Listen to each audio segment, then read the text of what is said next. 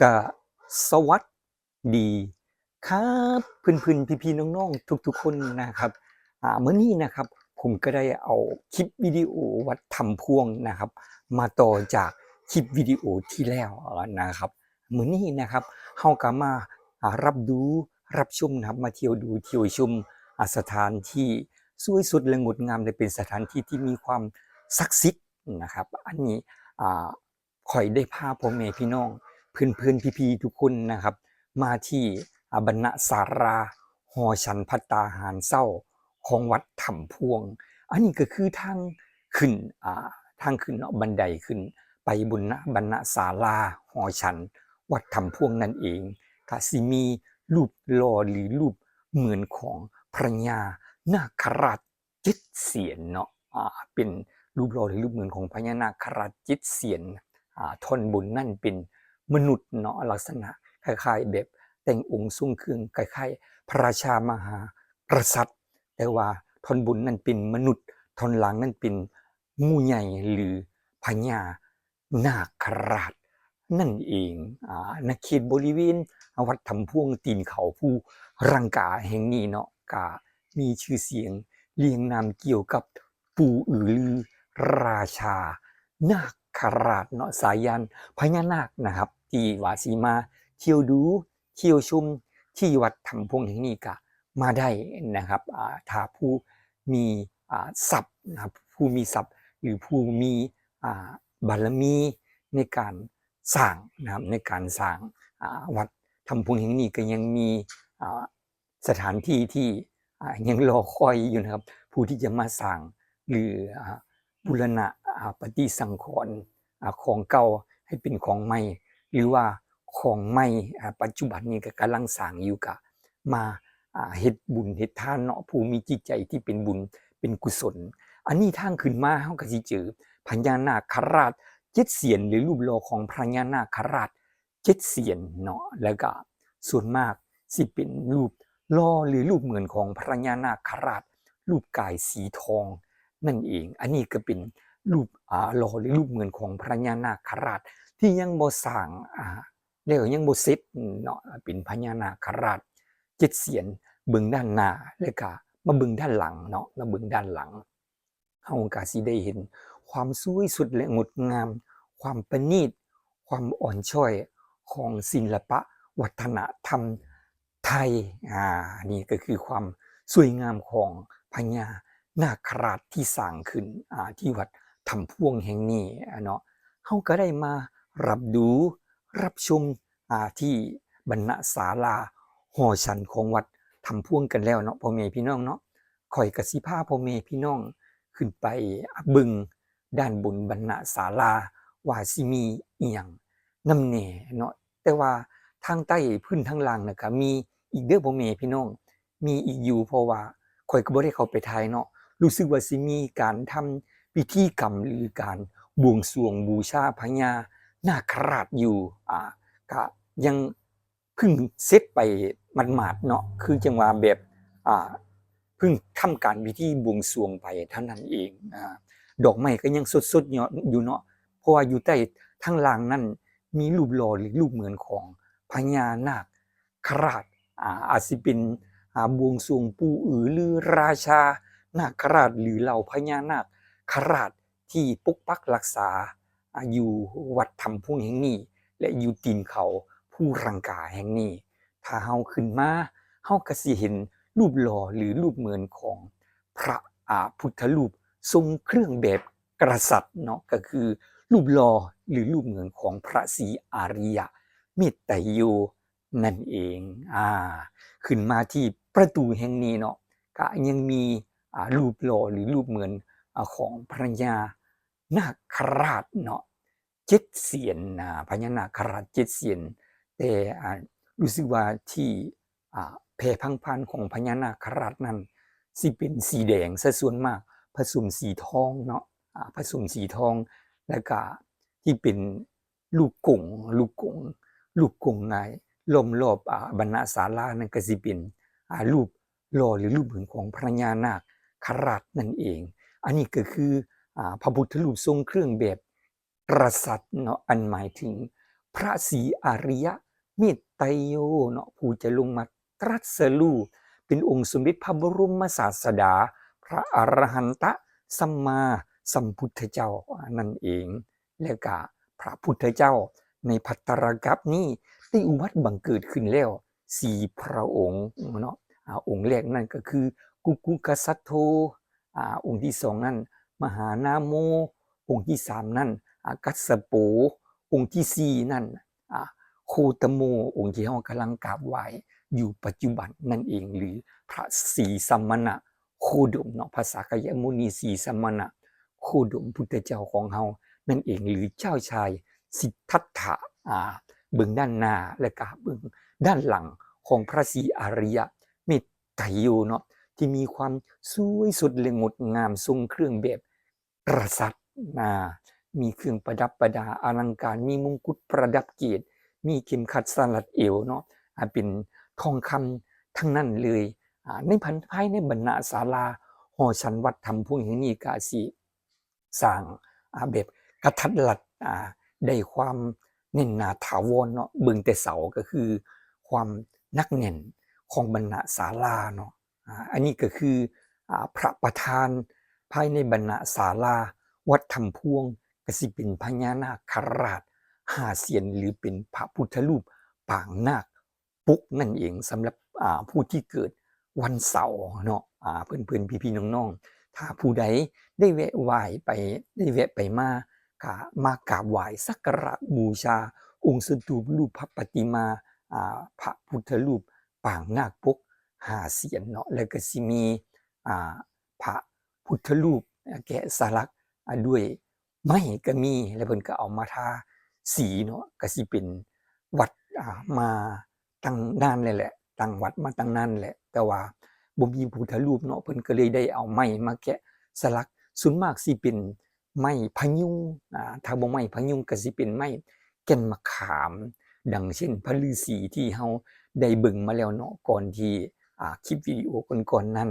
แล้วก็เป็นรูปหล่อหรือรูปเหมือนของหลวงปู่โลกเทพ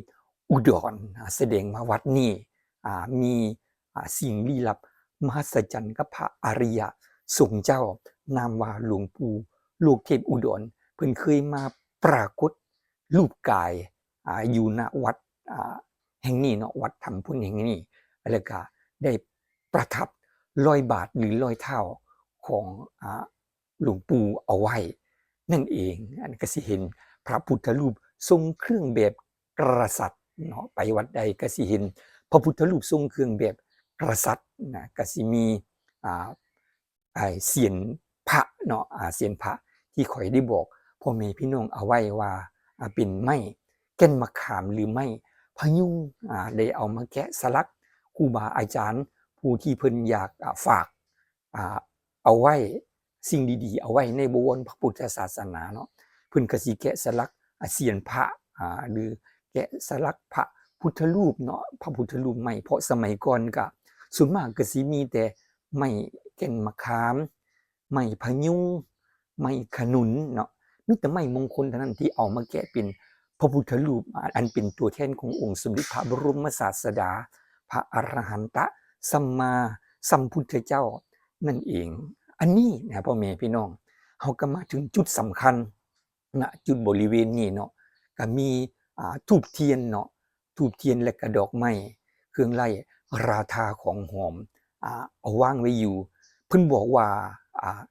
หินก้อนนี้เนาะหินก้อนนี้นี่หินก้อนนี้พ่อแม่พี่น้องเพิ่นพี่ๆน้องๆเพิ่นว่าเป็นเสียนพญานาคราชที่ถูกตัดเนาะที่ถูกตัดแล้วนี่จังเป็นเสียนงูใหญ่หรือเสียนพญานาคราชนั่นเองและผู้คนก็มากราบไหว้สักการะบูชาบ่ได้ขาดเนาะคันญาติโยมผู้เพิ่นเลื่อมใสศรัทธาในบวรพระพุทธศาสนาเพิ่นมาจังหันเช้าจังซี่เนาะเพิ่นใส่บาตรหยาดน้ำถวายกะปิจังหันแล้วเพิ่นก็เอาดอกไม้ธูปเทียนมาบูชาเสียนพญานาคราชนั่นเองเดี๋ยวข้อยสิพาเพื่อนๆพี่ๆน้องๆเนาะย่างเข้าไปภายในว่าสิมีอิหยังนำแน่เนาะก็เป็นสถานที่ที่ครูบาอาจารย์ ใช้เพื่อวิปัสสนากรรมฐานเนาะก็คือเดินจงกรมนั่งสมาธิเนาะนั่งสมาธิเพิ่นบอกว่าในที่ข่อยสิพาเพิ่นพี่ๆน้องๆเข้าไปนี่เนาะเป็นทางขึ้นไปยอดเขาภูลังกาและก็เป็นสถานที่ที่ไปไหว้เขาเขากองเนาะเจดีย์ธาตุเขากองเนาะกองเขาสีบุญเน่ากองเขาสีบุญเน่าที่เจดีย์สีทองพ่อแม่ครูบาอาจารย์หลวงปู่สมชายได้มาสร้างเอาไว้ก็มีพระพุทธเจ้า5พระองค์หรือสิเรียกว่าเจดีย์พระพุทธเจ้า5พระองค์ก็ว่าได้เนาะแต่ว่าคนไทยบ้านเอิ้นว่าเจดีย์กองเขาสีบุญเน่าอันนี้ก็สิเป็นถ้ำของพระญานาคราชนั่นเองที่ครูบาอาจารย์เนาะเพิ่นได้เห็นสถานที่แห่งนี้เป็นคล้ายๆเงือบผาหรือเป็นหินที่มันปกคลุมกันแล้วเพิ่นเอิ้นว่าถ้ำเพิ่นก็ใช้เป็นที่ทำความสะอาดปัดกวาดแล้วก็ทำเป็นสถานที่นั่งสมาธิบำเพ็ญเพียรภาวนาแต่ผมเชื่อว่าเนาะข้อยเชื่อว่าสถานที่แห่งนี้ครูบาอาจารย์ผู้เพิ่นบำเพ็ญเพียรภาวนาได้อัดได้ทำก็คือได้เจโตปริญาณเนาะเจโตปริญาณก็คือได้ตาทิพย์ได้หูทิพย์เนาะจักขุญาณจังซี่นะเพิ่นก็สิเห็นในสมาธิของเพิ่นนั่นเองครูบาอาจารย์เพิ่นก็สิเห็นแล้วเพิ่นก็จังได้เอารูปปั้นหรือรูปหล่อเหล่านี้มาวางไว้แล้วก็บอกกล่าวเนาะว่าตนนั้นได้มาบำเพ็ญเพียรภาวนาณสถานที่แห่งนี้บ่ได้มากล่าวลบหลู่ดูถูกดูหมิ่นดูแคลนสถานที่เนาะเพราะว่าสถานที่แห่งนี้เป็นสถานที่ที่ศักดิ์สิทธิ์เนาะที่ครูบาอาจารย์เพิ่นก็ได้มาปรากฏนั่งสมาธิหรือพักบำเพ็ญเพียรภาวนาหาทางหลุดพ้นนั่นเองอันนี้ก็คือถ้ำพญานาคราชเนาะที่ครูบาอาจารย์เพิ่นได้มาสำรวจตรวจดูแล้วว่าก็แม่นถ้ำอีหลีแหละเพิ่นเห็นพ่อแม่พี่น้องครูบาอาจารย์เพิ่นจังได้มาสร้างเอาไว้เนาะครูบาอาจารย์ระดับอยู่ในป่าเขารำเนาภัยแล้วก็บ่ได้ยุ่งเกี่ยวกับโลกภายนอกเลยนี่ข้อยก็เชื่อได้ว่าเป็นผู้ที่บำเพ็ญเพียรภาวนาถือศีล227ได้อย่างบริสุทธิ์ผุดผ่องเนาะครูบาอาจารย์เพิ่นก็หนักแน่นในธรรมวินัยที่ตนเองได้ประพฤติปฏิบัติศีล221นั่นเองก็เลยสื่อสารกับเหล่ากายทิพย์หรือโลกทิพย์หรือพญานาคราชในวัดถ้ำพวงและตีนเขาภูรังกาแห่งนี้เนาะอันนี้ก็คือเรื่องเราเนาะเรื่องเราที่ได้บรรยายมาพร้อมกับถ่ายคลิปวิดีโอให้เพื่อนๆพี่ๆน้องๆได้รับดูรับชมเนาะความมหัศจรรย์และความลี้ลับมหัศจรรย์ของธรรมชาติและเหล่ากายทิพย์ที่สิ่งที่มนุษย์คนสามัญชนธรรมดาบ่สามารถสิมองเห็นด้วยตาเนื้อเนาะอันก็คือเรากายทิพย์หรือพญานาคราชซึ่งเป็นกึ่งเทพเนาะกึ่งเทพกึ่งสัตว์เดรัจฉานนั่นเองอันนี้ก็คือพญานาคถ้ำพญานาคราชข่อยก็ได้พาพ่อแม่พี่น้องมารับดูรับชมภายในบริเวณถ้ำแห่งนี้แล้วทางมันสิมีทางขึ้นไปบนยอดเขาภูลังกาอีกเด้อพ่อแม่พี่น้องหลังจากไอ้ถ้ำหม้องนี้แล้วก็สิมีทางขึ้นไปกราบเจดีย์ของเขาสีบุญเน่าเนาะที่เป็นเจดีย์พระพุทธเจ้า5พระองค์นั่นเองแต่ว่าหนทางนั้นยังยาวไกลพ่อแม่พี่น้องคันขึ้นไปทางหลังภูลังกาได้แล้วมียังอีกไกลหลายอีหลีนอกจากที่เฮาสิได้มีผู้ชำนาญก็คือครูบาอาจารย์เนาะเพิ่นนำหน้าพาไปกราบเจดีย์ของเขาสีบุญเน่าที่บนยอดเขาภูรังกานั่นเองหรือเจดีย์พระพุทธเจ้า5พระองค์และก็วัดแห่งนี้เนาะเฮาก็ได้เบิ่งมาแล้วว่าคลิปวิดีโอก่อนๆว่าที่วัดแห่งนี้มีรูปหล่อหรือรูปเงินและก็รอยบาทหรือรอยเท้าของหลวงปู่ลูกเทพ อุดรเนาะอันเป็นพระสงฆ์หรือเป็นเกจิที่บ่ค่อยมีตัวตนปานใดเนาะบางเทื่อก็เป็นมาลักษณะของรูปแบบเน้นคำเนาะเพิ่นบอกว่าเน้นคำเน้นคำก็มีมาแต่โดนโน้มนานแล้วเนาะคำว่าเน้นคำข้อยก็ได้ยินมาโดนแล้วเนาะจนมีผู้อ้างชื่อชื่อเสียงเรียงนามจนได้ดังไปทั่วประเทศไทยเลยแหละเป็นพระสงฆ์เนาะแต่ผลสุดท้ายก็บ่แม่นเนาะเป็นผู้ที่มีความมาหลอกลวงหากินกับครูบาอาจารย์ถ้าย้อนหลังขึ้นไปประมาณ21-22 ปีเนาะตอนนั้นข้อยยังบวชอยู่ข้อยเกือบไปกราบหรือไปไหว้เนาะหลวงปู่เนนคำอยู่อุบลพอดีตอนช่วงนั้นข้อยก็ได้เดินธุดงค์ไปพักอยู่วัดบ้านดอนธาตุเนาะวัดดอนธาตุของพ่อแม่ครูอาจารย์หลวงปู่เซากันตะสีโลนั่นเองแล้วก็ตื่นเช้ามาคิดว่าสิไปกราบหลวงปู่เนนคำเนาะตอนนั้นเพิ่นมีชื่อเสียงที่โด่งดังพ่อแม่พี่น้อง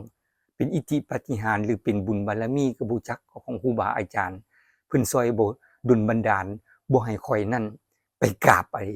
ปู่เนนคำอยู่อุบลนั่นเองก็เลยบ่ได้ไปกราบพ่อแม่พี่น้องอันนี้ก็คือบ่ได้มีมัวหมองและก็ศีลก็บ่ได้มัวหมองบ่มีมนทินได้เกี่ยวกับไปกราบไหว้พระสงฆ์องค์เจ้าผู้ที่บ่มีศีลบ่มีธรรมเนาะขาดจากศีลจากธรรมก็คือหลวงปู่เนรคำผลสุดท้ายเนาะเพิ่นก็ได้เป็นพระซึ่งขาดจากปาราชิกเนาะขาดจากความเป็นพระเพิ่นเอิ้นว่าพระเหลืองห่มต่อนั่นเองพ่อแม่พี่น้องเพิ่นก็ได้ไปอยู่ที่ต่างประเทศเนาะนี่แหละพ่อแม่พี่น้องอำนาจของศีลของธรรมผู้ประพฤติปฏิบัติศีลธรรมธรรมย่อมรักษาผู้ประพฤติปฏิบัติศีลธรรมบ่ให้เป็นตกในทางที่ชั่วอันก็คืออำนาจของศีลธรรมเนาะที่ข้อยได้เคยประพฤติปฏิบัติมาเพิ่นก็ดลบันดาลบ่ให้ได้ไปกราบหลวงปู่เน้นคำที่อุบลเดี๋ยวข้อยสิพาเพื่อนๆพี่ๆน้องๆนะครับออกไปอยู่ด้านนอกศาลานะครับอันนี้ถ่ายอยู่ทางถ้ำพญานาคราชนั่นเองแล้วก็อันนี้ก็สิเป็นเสียนเนาะเป็นหินที่มีลักษณะคล้ายๆเสียนงูหรือหัวงูที่กำลังโผล่ศีรษะหรือโผล่เสียนนั่นเองอันนี้ก็คือขนาดในทางเดินเข้าไปในถ้ำพญานาคราชเนาะเดี๋ยวค่อยสิพาพ่อแม่พี่น้องออกไปบรรณศาลาแล้วก็สิพาพ่อแม่พี่น้องได้ย่างเลาะดูเลาะชมความสวยสดและงดงามของวัดถ้ำพวงยังมีต่ออีกพ่อแม่พี่น้องที่เกี่ยวกับวัดถ้ำพวงแห่งนี้เป็นวัดที่มีความกว้างใหญ่แล้วก็มีพื้นที่ที่หลายที่อยู่ในเขตบริเวณวัดถ้ำพวงแห่งนี้เดี๋ยวข้อยสิพาพ่อแม่พี่น้องออกไปเบิ่งเด้ออันนี้ก็คือเสียนงูเนาะหินที่เป็นรูปเสียนงูใหญ่หรือหัวงูใหญ่ที่ข้อยไทยเอามาฝากเพื่อนๆพี่ๆน้องๆเนาะก็ดูลักษณะคล้ายๆงูก็ให้พ่อแม่พี่น้องเพื่อนๆพี่ๆน้องๆทุกคนนะครับใช้วินิจพิจารณญาณนะครับในการรับดูรับชมนะครับว่าเป็นจริงหรือบ่เป็นจริงเหมือนจริงหรือบ่เหมือนจริงก็คอมเมนต์กันได้นะครับในคลิปวิดีโอนี้ผมก็สิได้พาเพื่อนๆพี่ๆน้องๆทุกคนนะครับออกมาแล้วก็สิได้ไปชมด้านนอกก็ยังมีอีกหลายสิ่งหลายๆอย่างที่เกี่ยวกับพญานาคราชสิ่งลี้ลับมหัศจรรย์นั่นเองเดี๋ยวเราก็พากันออกไปกันเลยเนาะตอนนี้ข้อยก็ได้พาเพื่อนๆพี่ๆน้องๆนะครับอยู่ที่ภายในบรรณศาลาหอฉันภัตตาหารเช้าของวัดถ้ำพวงเนาะอันนี้ก็คือทางขึ้นเด้อทางขึ้นมาบนศาลาที่มีเสียนพญานาคราช7เสียนเนาะที่เพิ่นปั้นเอาไว้ดูด้านหน้าอันนี้ด้านหลังนี่สิเป็นรูปพญานาค7เสียนกำลังแผ่พังพานเนาะเป็นรูปกายสีเขียวพ่อแม่พี่น้องเป็นรูปกายสีเขียวแล้วก็จัดอยู่ในตระกูลเอราปัฏฐะพญานาคราชตระกูลสีเขียวนั่นเองแต่ด้านหน้านั้นเอาสีทองผสมสีแดงเนาะลงใส่แล้วก็มีรูปหล่อหรือรูปเหมือนของพระศรีอริยะเมตไตรโยอันนี้คือความ สวยสุดและงดงามภายในบริเวณวัดถ้ำพวงเดี๋ยวข้อยสิพาพ่อแม่พี่น้องย่างออกไปเบิ่งด้านนอกอีกว่าสิมีอิหยังนำแหน่เนาะแต่ว่าข้อยเบิ่งมาแล้วว่ายังมีอีกหลายสิ่งหลายอย่างที่อยู่ในวัดถ้ำพวงอันนี้อันนี้ก็คือด้านนอกก่อนเฮาสิเข้ามาที่บรรณศาลาเนาะจังใดพ่อแม่พี่น้องก็ได้มาถึงคลิปวิดีโอวินาทีสุดท้ายนี้แล้วข้อยก็ฝากให้พ่อแม่พี่น้องเนาะฝากกดแชร์กดไลค์กด Subscribe เพื่อเป็นคลิปและกำลังใจต่อไปในคลิปทางหน้าเนาะพ่อแม่พี่น้องเนาะสำหรับคลิปวิดีโอนี้ข้อยก็บ่มีอิหยังสิเว้าหลายยายห่างก็ขอกล่าวคำว่าขอบคุณที่เขามารับชมในคลิปวิดีโอนี้ก็ขอกล่าวคำว่าสวัสดีครับ